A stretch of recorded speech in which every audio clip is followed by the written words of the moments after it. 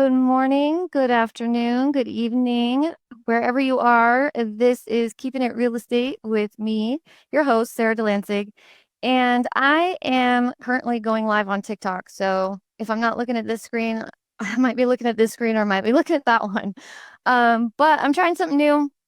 I thought it would be helpful. I have a lot of real estate agents follow me on TikTok at Sara the underscore at Sara Sara, like it's spelled on the screen, underscore the underscore ISA.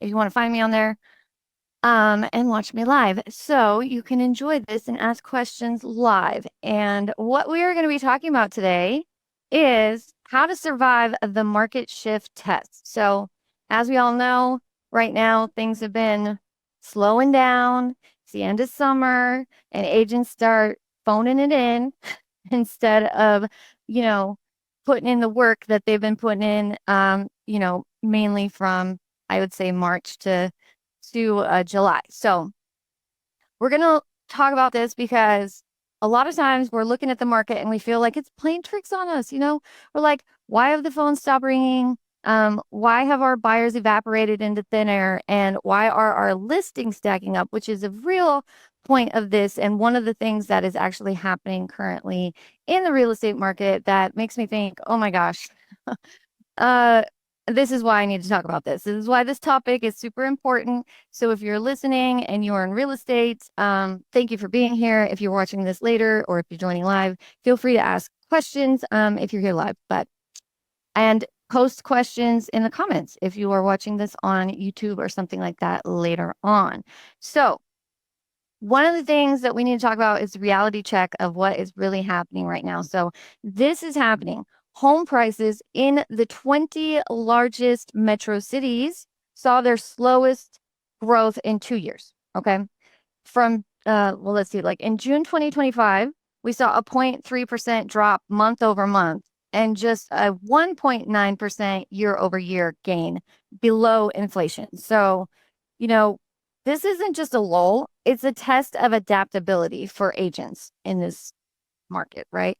And we need to explore how, as agents, we can pass this test instead of fail and end up looking for a new job somewhere, right? Or trying to, going into something else or having to pick up a side hustle or something like that. Because unless you really want to do a side hustle, hopefully you're keeping it busy in real estate. All right, so let's go into some of the common mistakes that agents are making that causes them to fail during these market shifts and not, be consistent so that they can become confident in what they're doing. So going silent. Many agents, they're going to pull back on marketing or communication exactly when they should be ramping up. This is something I see a whole heck of a lot where people are actually agents will work, and they'll put a lot of money into something and then they give up right before they're going to see the ROI on that pull through. So don't go silent. Don't stop your marketing or communication. Obviously, I'm a big proponent of not paying for things that you don't need to pay for. I think that that's really crucial is that agents are not, having shiny object syndrome, which I see way too much, and they go spend money on things that they probably shouldn't have, and then they give up on them maybe too soon before they should. But before you ever sign up for anything that you're going to need to pay for, make sure that you have the metrics. I've talked about this before. Make sure that you understand exactly what you need to do as far as like what is it going to cost you? What are the numbers look like? Make sure you understand your numbers. What is it doing for other people? Are those people similar in the market to you? Like, are they in a similar market? Do they have a similar business style? Is their team the same? Are they a team? Are they a solo agent? Like, whoever is telling you to buy something, another agent especially, make sure that you're looking at all those things so that you can make informed decisions before you go doing the whole shiny object syndrome and then getting into something that you probably shouldn't. Okay. So don't go silent. Don't pull back on your marketing or communication. Make sure that during this slow time, that's when you're kind of ramping up, or you should be ramping up. Okay. Another common mistake that agents make is they go into desperation mode. They start chasing every lead without distinguishing who are the sincere buyers from the tire kickers, right? And desperation has an essence, okay? Desperation comes across really strongly, and it's sad because a lot of people don't even know that they sound desperate. So I've listened to people make calls, and they'll send me their recordings to kind of listen to it and to see how they're doing with their follow-up and everything like that. And sometimes, like, and I'm super blunt, super honest. I'm a fire sign, I'm an Aries, so I don't have any problem telling people how it is. I do it very kind, I want to be professional and kind and supportive and everything like that. But I think people need to know the truth in order to fix whatever's going on, right? So I will let people know when I feel like they sound like they could use some more reps in something so that they can actually become competent in it, so that they can become confident in it, right? I love that saying. You have to be consistent in order to become competent, and competent, you have to be, that's where you become confident. So try not to go into desperation mode. Try to understand that you're not begging for business, right? You don't want people to sense that you were just trying to get their sale, right? Like, you really want to make sure that people understand exactly where you are at, and that you're not trying to just get them to make a sale with you, right? Like, listen, hear them out, be authentic, all of those things. And when you have conviction in what you're doing, then you are definitely going to say the right thing at the right time in the right way. But there are some other things that you can do, and we will get into those in just a minute. But another common mistake that agents are making is that they have a price blindness, right? Their sellers hang on to inflated expectations.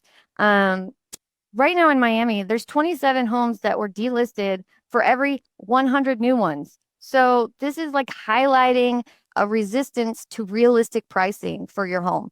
And that's sucks for a real estate agent, especially if you were in that situation where you're feeling the pressure and you need to get a listing. And so you take the listing, even though you know that it's probably going to sit on the market and it's overpriced. And then you're in a situation where your sellers aren't happy, and that is just kind of backfiring on you, unless you can find a way to help them understand and realize that you have to price to the market. So in that case, I would have them, I mean, I'm sure you guys have all heard this one before, but I would have your sellers look at comparable homes, which is obviously the first thing we do, right? But have them say, how much do you think this house is worth?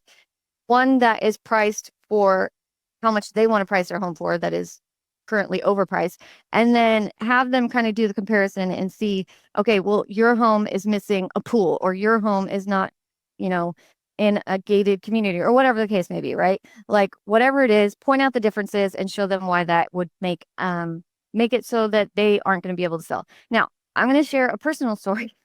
I was one of these sellers. Okay. Now, granted, my agent lived an hour and a half away from, I lived in North Seattle in a condo, and my agent lived far away and did not I didn't feel that she really understood the market at the time. I was not an agent at the time, so I didn't really understand it myself, but I knew that we had an open concept, which was very desirable. And there was another unit that was the same kind of unit as ours, up, updated features, but it did not have an open concept. It had a huge wall in the middle of the living room, and it looked really 70s because of that. And I had told our agent, like, it should not be priced at the same as that unit, because that one was 400K, and I felt like ours should, be at least $50,000 more than that. But I think we ended up going 475, and we didn't have any showings for, like, maybe barely any showings for the first month. And then that's when we came down and we decided, okay, well, we'll put it at like 449. And at 449, then we started seeing showings, and we got a full price offer, which then fell through. And then we ended up we kept it at 449, but we ended up getting, like, I think it was like 435 or something like that, which is kind of crazy because that condo, we sold it, oh my gosh, 6 years ago, and it's still worth about the same price today. So we got out of there just in time because they built a train that went like right through, which they thought would increase the price of this condo, but I think it actually backfired. But anyway, so I was one of those sellers that was convinced that I needed to, reduce our price and price strategically. And what ended up happening is once we got in the right price range, we had so many more people looking at our house that then they saw, oh, it's been on the market for 2 months or whatever. It went under contract and then it fell out of contract. And so they made us a reasonable offer. We also did get really crappy offer of like 400K or something like that. But still, we were able to sell it and I was happy. Everybody was happy overall. So it can be done. And I'm quite a stubborn person that did my research beforehand. I still believe that it was worth way more than 400K. But had I probably listened to my realtor in the beginning and priced it around 410 or 420, which I now understand as an agent myself, then we probably would have gotten multiple offer situation and it probably would have gone up to 435 anyway, and we wouldn't have sat on the market for as long as we did. But in that case, then I probably wouldn't have gotten the house that I live in now. So it all worked out in the end. But regardless, I just make that point so that y'all understand that you can actually convince your sellers to reduce their crazy expectations. They have all these heartstrings on the home that they, their kid grew up in and they put the floors in or whatever the case may be, right? So if that's you, you know, don't worry. You can help them see the reality of the situation. So don't go into it with price blindness. Don't accept, a crazy situation that is just gonna go out of control. Like if you have a seller, it's like I absolutely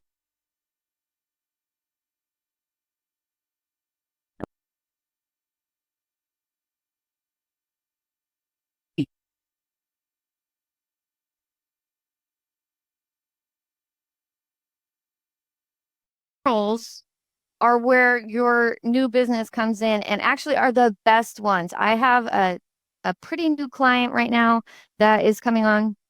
Well, she's coming back actually. So if you don't know, I own the Inside Sales Agency. It's an ISA company, so I make calls for real estate agents. I am also a real estate agent myself, but I have a new client, well, a returning client. She was with me 3 years ago.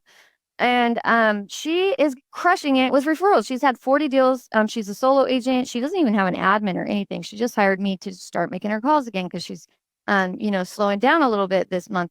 But she's getting this mostly from referrals, and any brand new agent, anyone that's out there that is struggling for business, the very first place you should go and look to is going to be referrals. Okay. Go talk to your sphere of influence. Don't be scared.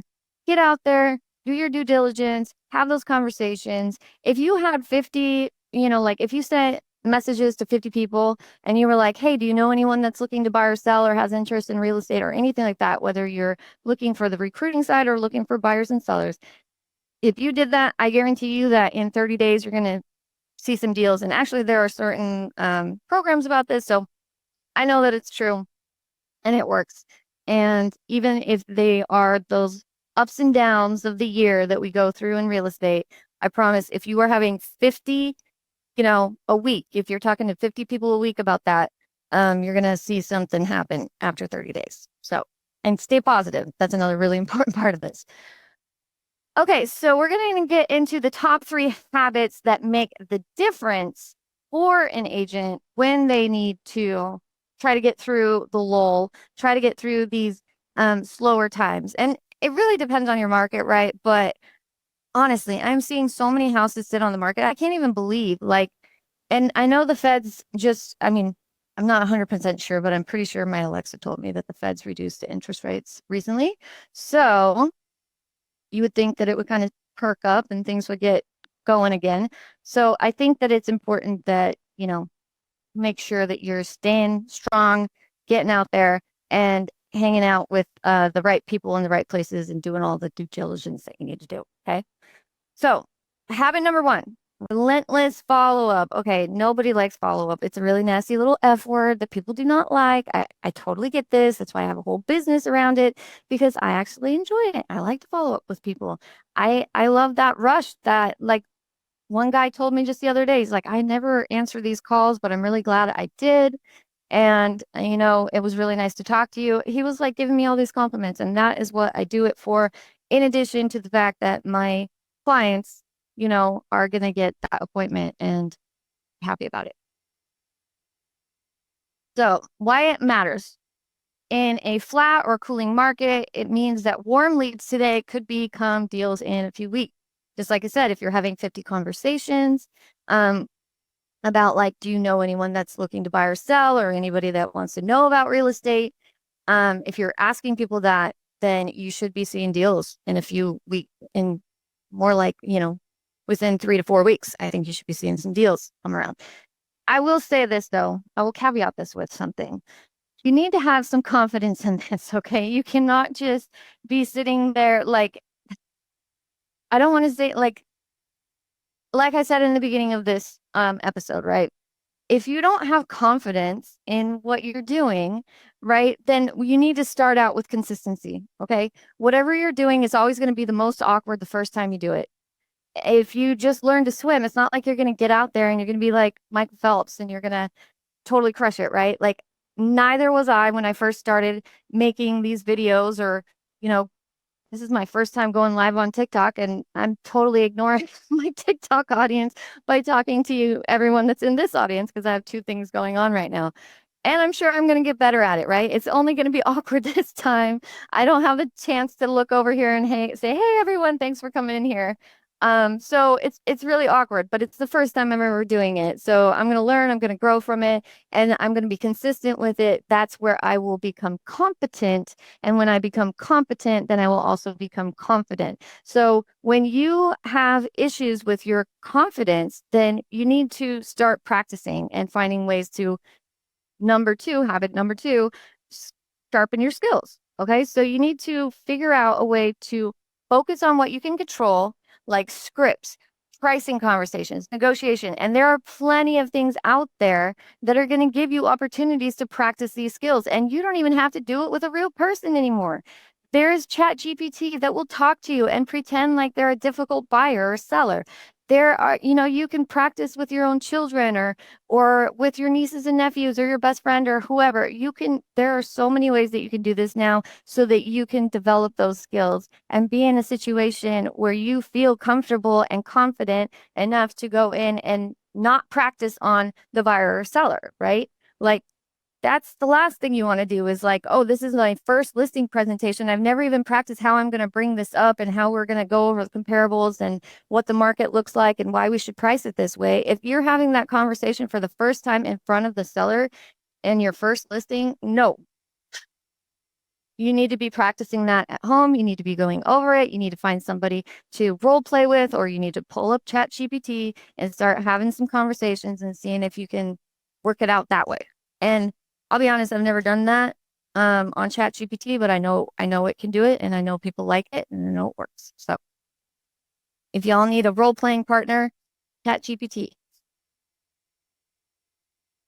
All right, another way, this is just a supporting thought, okay? So agents who lean into education and skill rather than waiting stay sharp when the market rebounds. And that is really important. So all of you here right now, Lily, Rebecca, I don't know. I want to say that says Selena, but Selene, I'm not sure how to say that. Jeremy, Antonio, Charlie, Charles. Hey, what's up? Terry, everybody that's here, right? You have to find a way to educate yourselves, which you are doing right now. So if you are in real estate, congrats to you. If you're thinking about real estate, whatever, congrats to you for being here and listening to this, because that is educating yourselves, and you are actually getting ahead of the curve by doing that. So you're staying sharp, you're figuring out ways, and you may hear just one little thing today. Maybe like 90% of this is not for you, but you might hear one thing that applies to your own business, and you're not even in real estate. I've had a lot of people tell me that they watched my podcast or listen to my podcast, and they're like, I'm not even in real estate, but a lot of what you said, I totally took to heart for my own business and implemented it. So there you go. All right, so we're going to get into habit number 3 now, which is you need to have creative and consistent marketing. Just like I am going live on TikTok right now, and I keep doing this podcast every 2 weeks. I am doing creative and different marketing. I'm consistent with it. And I show up when other people don't show up. And I didn't even think anybody would show up to my TikTok live that's happening right now, but the people are actually there. So thank you so much, you guys. Thank you for hearting, liking the live. I really appreciate it. And everyone here, if you guys have questions, feel free to put them in the chat. But yeah, I'm staying on top of it, right? I'm trying new things. It's uncomfortable, it's weird, it's awkward. I understand that. But I'm trying something different. Oh, thank you so much for the heart. You're gonna have to tell me how to pronounce your name after this, girl. But yeah, so I would say that there are a lot of agents who need to go hyper local too. Being hyper local and being that face of your community is a really good way to get in front of any kind of market shifts. There are certain agents that can survive any market shift because of their stature within the community. Like we may think that the market sucks. And if you do think that, first of all, that's your first problem because you need to go back to your mindset and you need to understand like mindset is everything.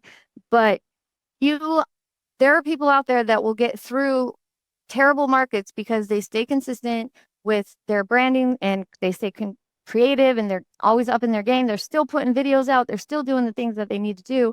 And they don't feel those lulls in the market. And I do have a client, I think they are now the biggest team in Georgia.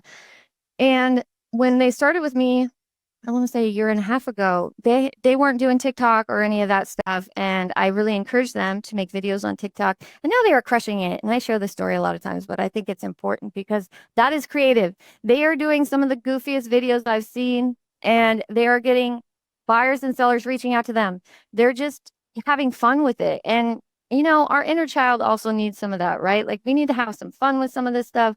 We need to enjoy it because if you're not enjoying what you're doing, then what are you doing it for? Like, I could not imagine waking up every day and being like, oh, I don't want to do this. No, I'm like stoked. I'm like, yes, I know that it takes about 100 calls for me to get 5 wins for a day. Okay. 100 calls, 5 wins. I can do 100 calls in about 6 hours, sometimes more, sometimes less, really depends. But for the last 2 days, because yeah, today's Wednesday and I haven't made any calls yet today. For the last 2 days, I've had 5 wins a day and I've made over 100 calls. So that's my numbers. That's what I know. So you should figure out your numbers. You should figure out your marketing. You should figure out what kind of buyers and sellers you want to attract, who are your tribe, and figure out how to bring them in with your marketing and your branding and be consistent with it. Don't forget, you might be one of those agents that's like chinking away at the mine and you don't know that you're just about to hit that vein of gold and you give up too soon. Don't be one of those agents. Okay. All right. So now we're going to get into the number 4 strategy. Okay, so you need to shift your mindset from a stalled out negative mindset into an actual strategy, right? So why don't you just frame the slowdown or the market shift as a strategic time to prep, not as a failure, okay? I cannot stress enough that your attitude towards whatever is going on is going to be the most important factor. And one of the things that I have done recently, when I'm in a bad mood, if I'm not feeling it for the day or something, like if something is going on, I stop and I try to realign my energy. I'll meditate for 10 minutes. Before I even get out of my bed, when my alarm goes off, I hit snooze. And for those 10 minutes that it's snoozing, I will go down the list of all my clients and I will envision them calling me super excited. Yay, Sara, we closed that deal. Yay, Sara, we signed that listing. Yay, Sara, our buyers are under contract, whatever it is. And I go down the list of all those people and I envision it. So if you don't have any clients right now, envision what that looks like. Envision what it looks like when you have them and really believe that you can get them no matter what is going on in the market because it is actually all about your mindset. And I did a video, I think it was maybe 2 years ago now. The interest rates were 7.5%, I think. And I did this video. It was called something in it. Oh, succeeding in a shifting market or something. No. Oh, triumph despite 7% interest rates is what it was called. So it's really old now, but it still kind of applies. And one of the things that happened is I I was getting discouraged, and my client was like, don't worry, Sarah, there's some, there's these assumable loans, and assumable loans can help, people that aren't happy with the interest rates. They can assume a loan and figure out a way to, to take over that interest rate on a home instead of, having to sign up for the whole date the rate, marry the home kind of thing, 7% interest rate. So I don't know what it was about that, but it totally made me think, okay, you're right. Like, let's do it, And then I proceeded to have a really epic month of, I think it was either September or October. So it was still late in the year, and it was like high interest rates, and people, were not buying and not selling. Things were sitting on the market, but then I just had incredible things happen because I wasn't letting myself live in that sphere of doubt and fear and panic. So that's why I come on here and why I still do these episodes and ask people to come watch this, because I think that it's really crucial that you do not let yourself go down to that level where you're like, oh, the market sucks. If you go to some real estate events, they will tell you this is going to be a hard year. You're going to have to get out there, and you're going to have to, I know the market's going to crash. I've been told for 3 years in a row at all different real estate events. And I won't even say which ones, but I've been to a lot. I've spoken at a lot of these events too. And I hear almost at every single event, somebody gets up there and says, this market's going to crash. You got to be ready for it. Okay. Don't listen to that. All right. You have everything you need within your own mind. You just have to attract it. Don't focus on the things that you don't want. Don't focus on the fear. Focus on the things that you do want. I will tell a little story, and then we'll kind of wrap it up, that I've told before, but I think it's really cool. So I didn't come up with this, and I don't know where it came from, but I'm going to tell it. So let's say you went to a different country and you don't speak the language, and you're in a restaurant, and let's say they only have 2 options on the menu, right? Like maybe it's just a little hole in the wall restaurant, or like in Italy, I think they have places like this where there's just, you don't really get an option. It's like whatever's on the menu. So let's say that you are allergic to shellfish, and one of the options is, shellfish, and then the other option is a steak. And you are just so scared that like you're going to die because they're going to accidentally give you shellfish, or it's going to get in your food, that you keep pointing at the shellfish, but the waiter doesn't speak your language. And so what's he going to think if you're pointing at the shellfish? He's going to think that's what you want. So the universe is the same way. All right. God is the same way. Like, you can't be focused on what you don't want. You have to be focused on the things that you do want. So are you serious? Oh my gosh, somebody just put in the chat that they literally had that happen. That is crazy. Yeah. That just proves it, right? Don't focus on what you don't want. In France with Nutella. Oh my gosh, that is crazy. I think your name is Van. That is awesome. I mean, not awesome for you. Obviously you're okay, but I can't believe that actually happened. At the same time, what you focus on expands, right? So keep that in mind, everyone. Okay, so here are my closing takeaways from this. And a lot of this was not as structured as I wanted, a little bit more just like going off the cuff. But here's a recap, right? The market isn't broken. This is a test. This is a test, and the winners are going to follow, learn, and show up, just like y'all did today by coming in here and joining this live, or joining this, Agent Power Huddle. And that is where you're going to find your strength, your consistency. You're going to become competent, and then you're going to find your confidence. All right. So this market shift won't last, but the habits that you build now will last. So keep that in mind. And hopefully this was all very helpful. If y'all have questions, you know where to find me. I'm at Sara_the_ISA on TikTok, which is where I'm live right now. Thank you so much for being here. And y'all have a good one. Thanks so much. If you'd like more information or to get connected to the Agent Power Huddle, join our free Facebook group. This call was designed for the agents in our EXP organization, but open to any agent from any brokerage. If you're a guest and you're interested in learning more about EXP or our specific resources within the Agent Collective, reach out to the person who invited you to this call to get more info. Produced by the Agent Collective Media Network.